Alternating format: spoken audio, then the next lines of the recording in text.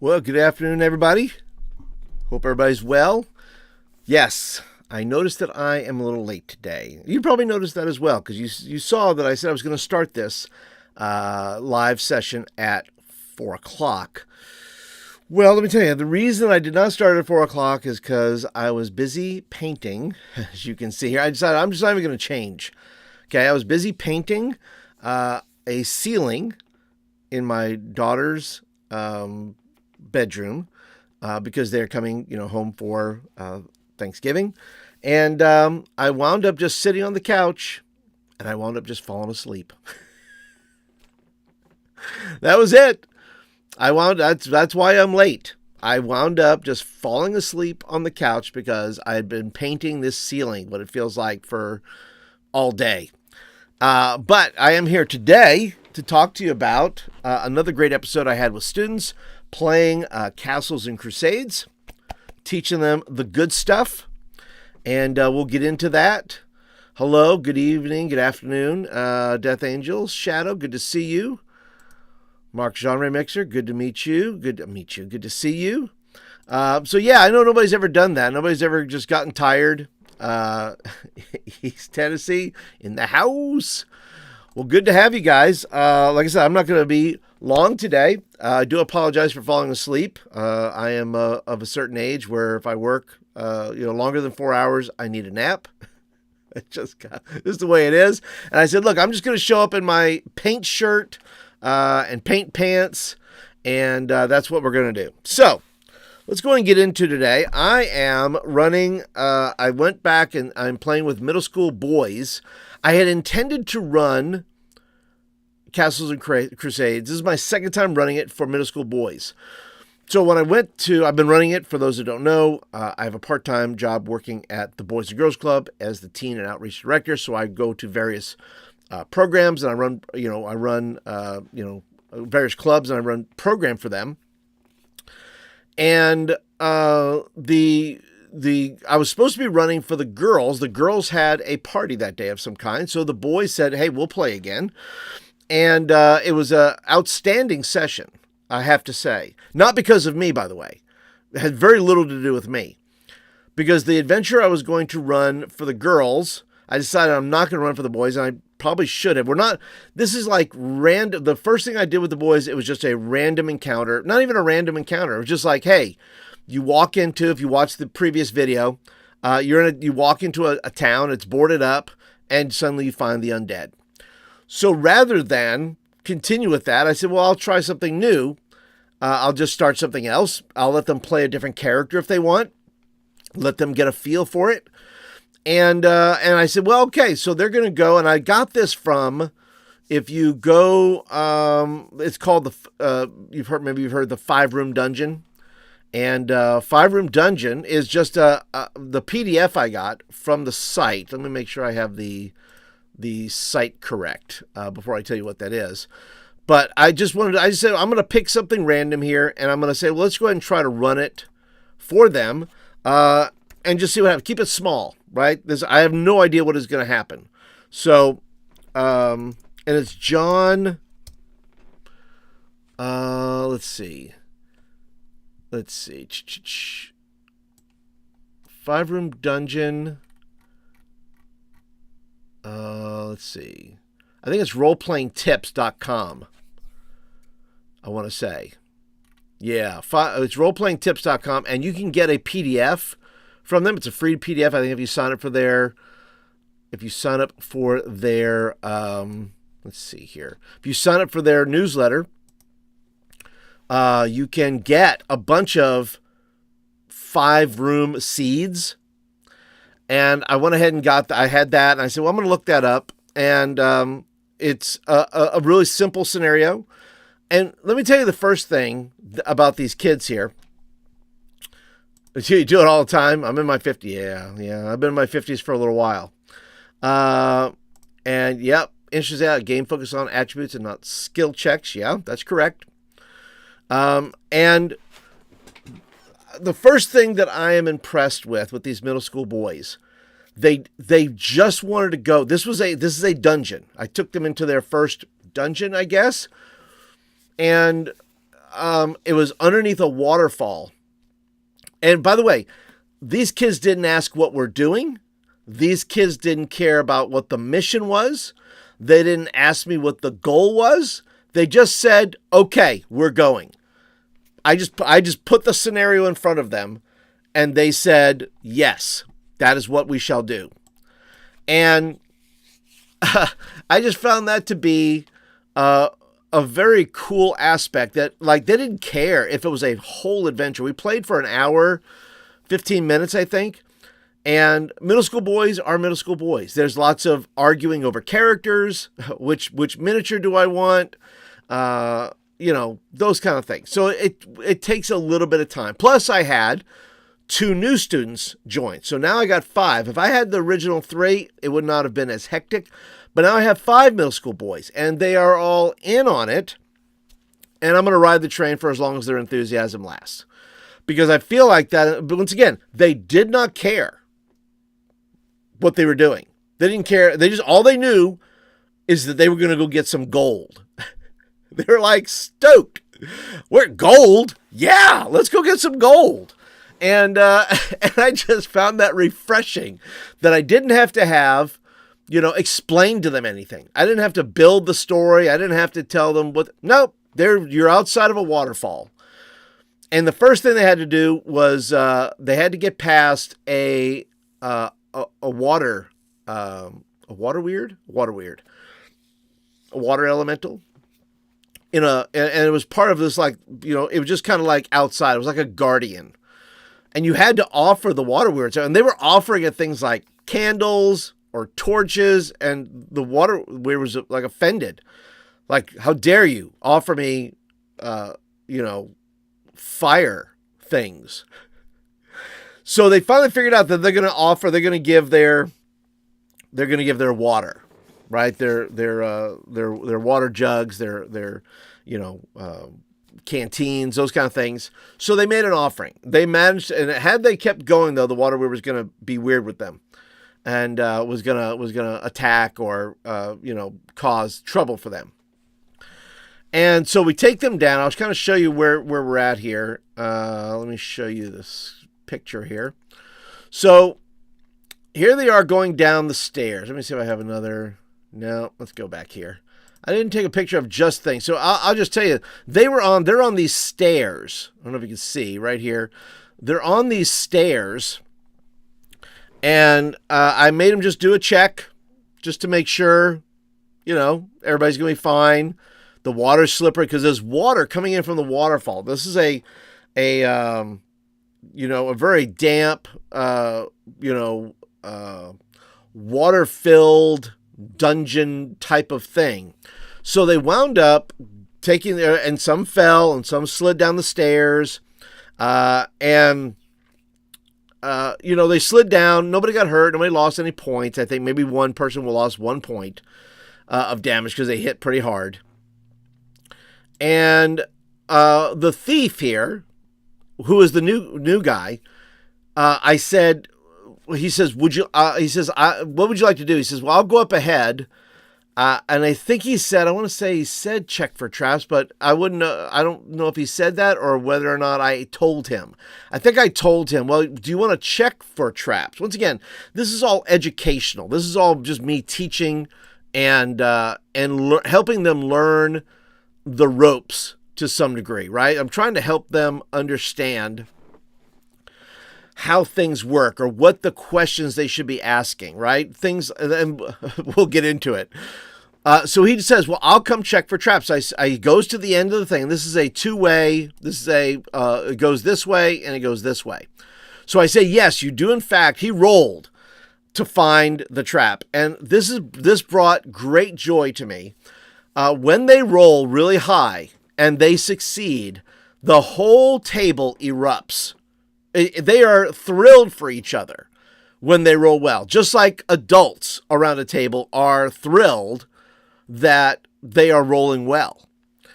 And so that camaraderie is there. And so they're thrilled about rolling the dice. I really got to get them some dice, some dice buckets or whatever, dice trays, because those dice are everywhere, and I have to show them they need to roll the dice in the dice tray. So he goes down. I said, what would you like to do next? I said, I give them the option. I said, you can disarm it if you want. And that way, nobody else will step on it. So he tries to disarm it. Doesn't work. And he winds up releasing this water serpent from a cage from underneath the floor. So now you have this water serpent. Nice drawing. Don't you love my artwork there? Just a random, I said, oh, that'll be good. Let's put that as a trap. Let's put that in there. And so now the water is thigh high. And now they're all kind of walking down there. The serpent's trying to get them. My rolls, once again, were not great. In fact, I couldn't trap any of them. And that made me sad a little bit. But they wound up. They come down the knight. By the way, this is a thief, a knight, a barbarian, a wizard, and who's knocked down there? A fighter. That's what we have. And so they come down here. They wind up beating up the snake, which is fine. It was just, once again, you had a guardian at the gate. This is following the 5-room pattern. There's a guardian. There's a trap of some kind, which is right in there. And then the next thing is they found a room. Next thing is this. Okay, they defeat the snake. And then one thing happened while trying to defeat the snake. A young man rolled, I think he said he rolled a 2, and his buddy ratted him out and said, no, it's a 1. So I had a little life lesson there about not cheating and fudging the dice and telling me you got something else. So I had to call him out on that. He was fine with it. We moved. I said, it was just, when you do it, you just have to be kind and says, are you, probably not a good idea to, and I have to tell them. And really what I'll teach them in the next session is I'll say, look, you know what? It's fun to fail, right? Not all the time, but sometimes it's fun to fail. It's fun if you get a 1 because something happens. Because I tell them something terrible goes wrong when you get a 1. Something epic happens when you get a 20. So I've built these expectations in. So they fear the 1, but I tell them, I say, look, it's fun to get a 1 sometimes. Trust me, I've rolled. If you've watched me in any Shadow Dark game and my failed rolls offer the best stories. So I have to teach them that it's okay to fail. It's okay. That's the lesson, right? And then, of course, we had to deal with fudging dice, things like that. But we're working on it. So the next thing they do is they decide they want to split the party. Now, I don't know why. Once again, they have lingo. I don't know if they're YouTubing things. I don't know if they're seeing it somewhere.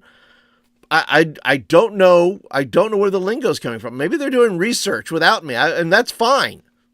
I just wonder where they're getting the verbiage. And so they said they're going to split the party. I went, okay. So they split the party, which is always fun. Fun for me, not fun for them, because now I have to tell them, say, by the way, when you split the party, guys, just so you know, I can only spend a little bit of time. You have to be patient with the other group because I have to do a little bit with them and then a little bit with you. Back and forth, right? So they don't know very much about this place. They don't know anything about it. They don't know why it exists. I'm not so sure I know why it exists just yet. So right now, they have stairs going down into a flooded dungeon. They have now killed a water snake. They have, in the next scenario, one group, there's a group of 3, group of 2. Group of 3 goes left, group of 2 goes right. So the next thing that happens is they wind up going into a room. And the door is locked. They figure out how to jam it open, break it open. Oh, yeah. Yeah, there's definitely, there's definitely, are you sure? There's 100%. Are you sure? Is that what you want to do? Yeah, they know.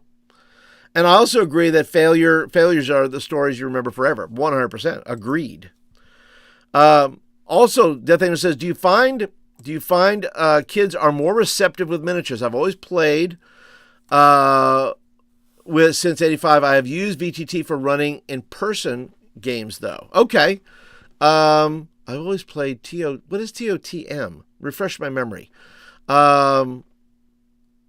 Because I have used, it says I have used a VTT for running in-person games, though. Okay.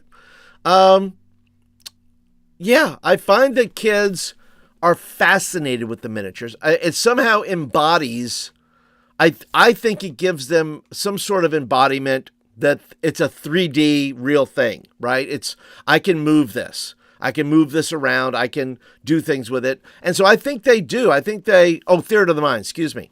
I've always played Theater of the Mind since 85. I've used the VTT running. Okay. So I didn't do, and I'm sure they could do Theater of the Mind. I choose miniatures to build the imagery. Not that they can't necessarily do it in Theater of the Mind, but I always like using miniatures. First of all, if I choose to, I use them because as part of their questing, because that's the name of my program, is called Questers. A part of this is giving away the miniature, a token. I want to give them something to remember their time. Now, they may keep it, they may throw it away. I don't know what they'll do with it. But when we get to the end of an adventure, I want to give them the miniature they use. Now, eventually what we'll do is we will use some other different miniatures. Maybe they'll paint their own miniature if I can build enough time into it where they paint it, they use it, and it's more, for them, right? Yeah, it is, and that'd be correct, I think. Well, it's okay to not play with miniatures. I'm not against Theater of the Mind. I just think for this is what I'm trying to build with students. I want to be able to give away the miniature. I want them to see that there's other hobbies they can have. They can paint miniatures if they want to. I want to be able to do that with them as well if I can, right? Yeah, I think it's a step closer to video games using miniatures. A little bit, because this is a Roblox generation. This is a Minecraft generation. This is I'm controlling a thing, much like we grew up playing, the things we played. And so I want to give away the mini as a token. I want to give away their cards. I want to give away, all the things that are in that little baggies that I show you guys. I don't think I have a baggie here that I can show you, but it's got the dice in it, and it's got their pack. What's in their pack, right? That's a lesson I teach. What's in your pack? That you always have a resource with you to be able to help you just decide, right? And the pack, in real life terms, is, hey, you have a brain, you know some things, you have a heart, you have things in there as well. You have an imagination. So in real life, you have a pack that you carry with you all the time. You just have to think long enough to check your pack. Check your options, right? You can use what's in here. Like they figured out, offer the canteen of water because they saw it on the card, right? It's a visual. And so they split the party. This group goes in here. They find a dead body floating in the water, squeezed by a snake, which may mean there's another snake rolling around somewhere. They don't know. But this body was squeezed. They found some gold. They had they cut the snake open. They said, we want to, the young man who killed us says, I want to loot the body. I went, well, for you to loot the body, you're going to have to cut the snake open. Yeah, I know. So they cut the snake open, and I told them that all these body parts came out, almost like Jaws, right? Where you're like pulling it out and, there's some body parts in there or something, right? And so there's body parts, but there's also a bag of gold. So I rewarded them for thinking of that. And I said, oh yeah, because now they're in here. Now they know what's going on. So they don't know who this person is yet. I said, there's a chest there, and I don't get to, I happen to have, you'll see why this is happening, by the way. I brought a chest with me, a regular chest, and a mini, a mimic. And I don't know where they're getting the verbiage. I don't know how much they know. Are they Googling things? Because he says, I hope it's not a mimic. Where are we finding these things out? We're doing our own research here, I think. And so they go in there. now we ended this with them fighting a mimic. So we're going to let them go back. I now need to make a backstory because I have no idea. I came in really, I had an idea and I didn't go with the idea I had for the girls. I did something new with the guys. And now I am completely winging it. It may or may not be a fun house. And I'll show you why here in a second. So they are, one thing I need to teach them, which this will get me out of some things, to search for secret doors. So the thief needs to be able to know that he can search for secret doors because somewhere there's a secret door, which then will explain maybe what this place is or why they're there. I don't know. We'll find out. So let me go to the next thing here. That's what they're doing. So then I had to go over and over on the other side, I tell them that they went into a workshop. Now, I happen to have this Etten with me. This Etten was going to be something the girls were going to face. Captured a princess, something like that. And I had it with me. I said, well, I'll put it down here in this dungeon. Why is there an Etten down in this dungeon? No idea. Completely a first edition module. Why are these things down here? I don't know yet. Give me time. I'll figure it out. There's a reason why there's snakes down here. There's a guy that's now squeezed by one of the snakes who looks like he was living there. We don't know why he's in there. We don't know why this place exists. These guys go in and there's a workshop of some kind. And then there's this cage. And in the cage is this Etten. And these guys are talking. The heads are talking to each other. And they managed to convince them to say, hey, you should let me out. I've been captured here just like you. And they're talking really dumb. And they're like, having a conversation. And, not too dumb. Not like below. We're not talking like, a one intelligence type of thing. We're talking about like, they're, almost like the trolls and, Lord of the Rings or something, where they have these conversations about food or whatever.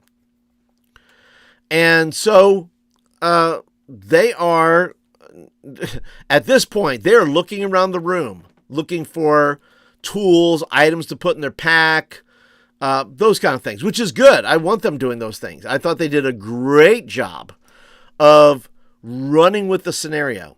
Now I have to tie this together. What is this in a water? It's a cave that goes down into a dungeon beyond a waterfall. There's a water weird. There's one room right now, two rooms. One has a room with a mimic in it, and there's another room with an Etten in it. So if anybody would like to advise me where this goes, I'm taking notes. Okay, I'm just letting you know I'm taking notes here as to what I should be doing because I'm like, okay, why is there an Etten? Oh, by the way, why is there an Etten down here? So they talked to them, and I left it with this: that the actual door to the two cliffhangers. One, you're fighting a mimic. We leave that room to go to this room. The Etten it's like he's leading them on, like it's smarter than you would give it credit for. And it winds up, and I said, well, while you're talking to the Etten and trying to make a deal, he said, roll for your, I said, make a roll to see how you're, how's your charisma? Are you influencing him in any way? So he wasn't able to influence him. And I just said, well, at this point, the door just opens. And there's the Etten standing before you, and that's where the scene ends. So they have an Etten, and they have a mimic. Why are they down here? Why is this guy dead from a snake? What are the other rooms? There's only going to be this one. I only want there to be two other rooms. Like two is the entrance. There's the snake. There's two rooms. So either one, I'll take 1 to 3 other room ideas as to what you think is happening here, because I'm not entirely sure what is happening. I can look at my notes from what I was looking for, but I just wanted to break out the cool mini. In fact, the kid said, this is so big. This is so cool. I was like, well, it's not the biggest mini I have. And he was like, really? I said, yeah, I have some that are like this big. So in just showing them, that there's a whole universe beyond all, but you're playing a game, but this is the hobby, right? I'm trying to share with them the bigger elements of this. And I'm also open to maybe the treasure they will find. What do they come in here for? What were they looking for? Or maybe they just find stuff. They're just like, here, we heard about this place and now we're here. Maybe they watched the D&D movie. It's possible. Hey, buddy, thank you for coming. Thanks for checking in. Thanks for checking out the rest later. So if you have, okay, giants. Okay, what about them? Once again, I need 3 more rooms that are interesting. Like, there's going to be a secret room, so one of them's going to be secret. They're going to find it. So this is like I thought about somehow connecting this waterfall with the other one, but with the other adventure, but I don't think it's going to work that way. I don't think I could connect the two for what I was doing, because I was doing undead in the first one, and they were going to go into a tower, so it's not going to connect this way. So I need one secret room that maybe reveals what this place is and why an Ettin would be here. Because I'm trying to pinpoint that they are maybe experimenting somehow on these Ettins, looking for something. Why is this Ettin in a cage? Why is the cage open? Why is the Ettin pretending? Is it an illusion? I like that idea. Could very well be an illusion. That the Ettin is not really there. Maybe it's another guy pretending that he's trying to scare the party off. Because he doesn't want them to find stuff. Could be some hags, for sure. Could be some hags. I'll put maybe the illusion is from a hag.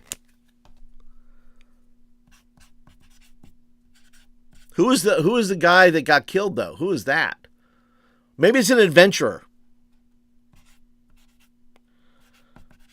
Maybe it's just an adventurer who ran out of luck. But who lives in that room? The hag? Maybe.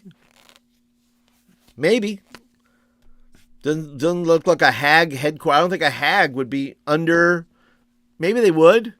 Maybe. I don't know. Yeah, some hags behind. Oh, okay. Yeah, behind the secret door. Yeah. Yeah. I think that's gonna be the last victim. Yeah. Because I didn't say it was a skeleton. I didn't say that it was a like skeletal. It was just a victim that had been there. So the Ettin could be an illusion by the hag. They're going to have to discover, once they hit it, maybe they'll discover that it's not what it is. But I want a clever way to do that. And why is there a workshop in here? What are they working on? Is the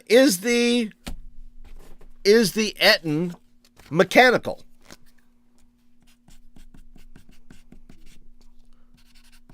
Is it kind of a steampunk that you can't really tell what it is? Maybe.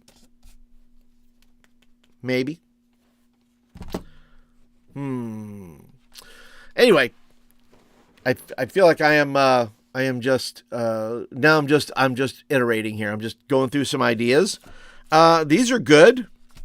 If you have other ideas, though, please leave them down in the comments afterwards. If you're watching this later, leave me some comments what you would do with this. Once again, I kind of painted myself into a corner just because I wanted to, put it out there and do something and see what would happen. Now I'm kind of stuck. It's fine. I've done that before. But yeah, these kids are having a great time. They are rolling dice. They're coming up with interesting things to do. Our wizard remembered what his other wizard would do. He would use his, I couldn't understand what he was telling me. He said, distact. I said, you want to distract him? What is that? You have to explain that to me. And then I finally figured out, oh, so distract. You want to distract him with the dancing lights. Okay, well, he tried it. It didn't work. He tried to distract the snake, and the snake wasn't having anything of it. Yeah, Rock'em Sock'em Etten. Yeah, something like that. That would be kind of fun. I agree, Mike. That would be good, Michael. That would be a great idea. Where maybe maybe somebody's controlling the Etten. Maybe the Etten, if it is a steampunkish version of it, somebody built it, and maybe it could be an illusion. It could be mechanical with a pilot. They haven't noticed yet that it doesn't look real. Maybe they figure out how to take this with them. I'm going to say that if they built it in here, they kind of built it, and I'll give them some more clues of stuff there. Like there's like gears, there's rope, there's pulleys, there's buttons, and I'll just tell them that they won't have to roll for it. I just told them it was a workshop. So I like that idea too. So it could be a hag slash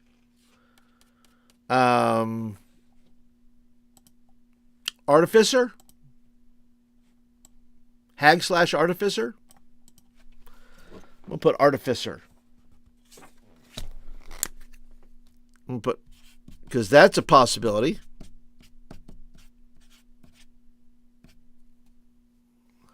Okay. Yeah, I think that's, like I said, unless you have some other ideas for me, those that are watching in chat and those that are, will watch later, you're welcome to leave me some comments down below, but I'm enjoying the journey of, once again, we're not getting into a ton of rules. By the way, I recommend the system, of course. I've played it now enough times that I really enjoy it. I am not, once again, I'm not doing, there's not a lot to do as far as I'm keeping it very simple. I'm teaching them very basic things about the game for their age level, not to get into the weeds, because once you start getting into the weeds, then kids start, I'm going to lose them. I will tell them and teach them as I go, but there is no lore dump. There is no talk about the setting. They don't care about setting. They don't care what world they're in. They don't care about any of those things. They just said, gold, let's go. And that's my favorite part, I think, is that they were just excited to be around the table and play a game with their friends, disappear from the world for a little while, and be in this little weird world that they're in. And so if I can do that for them for a little while, then mission accomplished, as far as I'm concerned. Teach them the rules, teach them life lessons too, because that's kind of the point too. In a Boys and Girls Club, there are activities that we do, things like healthy habits or career advice. We bring people in to teach skills. And if role-playing games do anything, they teach skills. Like, should you split the party? We talked about that. Should you have split the party? Maybe not, but you can't do anything about it now. You're split because somebody, one of the young men, tried to talk to his friend about what he should do. I'm like, you're not there, buddy. You can't help him. So you realize in doing so, you can only realize when you do it that, oh, okay, maybe we shouldn't split the party. Sometimes you can if you do it wisely, but it's 3 and 2. So I don't know. But yeah, I think that's the deal, guys. I want to appreciate you guys for showing up, hanging out. I did notice this, and this is just feel free to hang around just to hear me chirp a little bit about this. And I haven't been able to. I have a video that I want to make. I'm making a video hopefully soon, maybe Monday, maybe tonight. I don't know. Depends what I'm doing. I bought some miniatures off of Amazon. They're not bad. But I'm going to do a video, a very simple video about should you buy miniatures off Amazon. things like that, because I do these live videos because they're the easiest for me. They're my easiest way to communicate with you guys. They're my easiest way to roll out content. I would like to hit 2,000 because I believe I'm at 1,920 something, if I'm correct. Somebody can help me with the math, but I'm pretty sure that's where I'm at. And I know I have to make more videos to do this. If there's a way, and if it is so within your heart to do so, share a video with somebody and just say, hey, you know, this Paul guy is trying to, he's doing his best. He's super busy. He's got 2 jobs. He's trying to make videos. He goes live, you know, as often as he can to break down these game recaps. And I would rather do them live. I don't want to do them. I don't think they're algorithm friendly. Anyway, even if I made videos about them, I'd much rather talk with you guys in chat about them. But so right now I'm at 1,900. Let's see. Tell you a second here. An exact number. 1,921. So I'm looking at 79 more folks. So if there's any videos that you think would be helpful to somebody, whether they're a DM for the first time, whether they are looking to review a product, maybe you enjoyed some of my videos in that regard, share a video with somebody. I would like to get to 2,000 by the end of the year. And I know that, once again, this is on me. This is not on you. Nobody's failing me. I'm failing myself here by not getting these videos done. They're just not, you know, I try to do as good a job on the videos as I can. And I try to make sure they're, you know, for you guys primarily. I mean, you know, for the people that are already here, but I also want to try to invite some new folks in to talk about things like, you know, gaming with middle school students or high school students or, you know, those kind of things. So if you have a video that you like of mine, would you consider sharing it with somebody and say, hey, this guy, he's trying to make the best content he can. So he's done almost 400 videos, right? 400 videos. It's not terrible. Almost 400. And so, you know, I just want to continue to put myself out there. Yes, green hags would definitely fit. Oh, yeah, under a waterfall, I would think so. Green hags. I have to give them a clue, though, maybe that hag is there. We'll do something with that. But thank you, Death Angel. I appreciate that. So yeah, if there's a video of mine, of the almost 400 videos I have, and you share it with somebody, hey, maybe you have a friend or you have a text group that you're in, or, you know, wherever you may share it with somebody, say, hey, you might want to give this guy a look here. He's doing some cool things. He's has some good reviews. He has some good takes on some things. And hey, we'll see what happens, right? We'll do it together.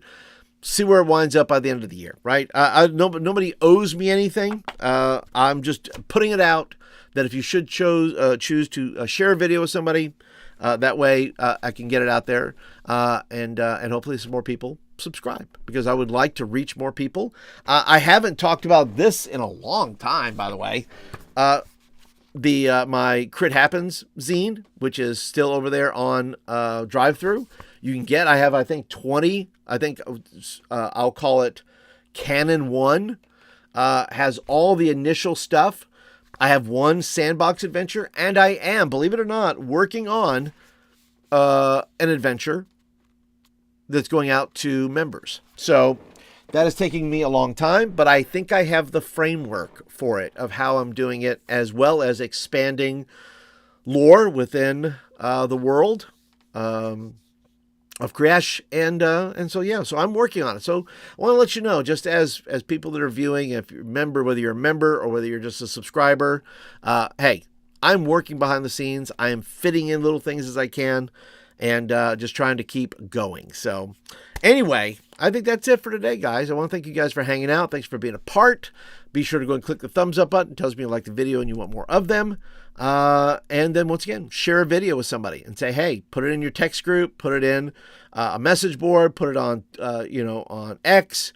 Just pop it up there and go, hey, I want to check this guy out. He's doing some cool things here. So if you think I am. All right, so that is it, guys. Appreciate you guys hanging out, and I will see you guys hopefully in the next live video next week. I think I'm going to start doing 2 sessions a week with these guys, and maybe 1 with another group. So, oh, okay. Agnes Hags. Interesting. Okay. I will write that down. Agnes Hags. I don't know where I've heard those. Is that in the monsters for CNC, Death Angel? Believe it or not, I have the monster book. I think it's in PDF. I'll put Agnes Hags.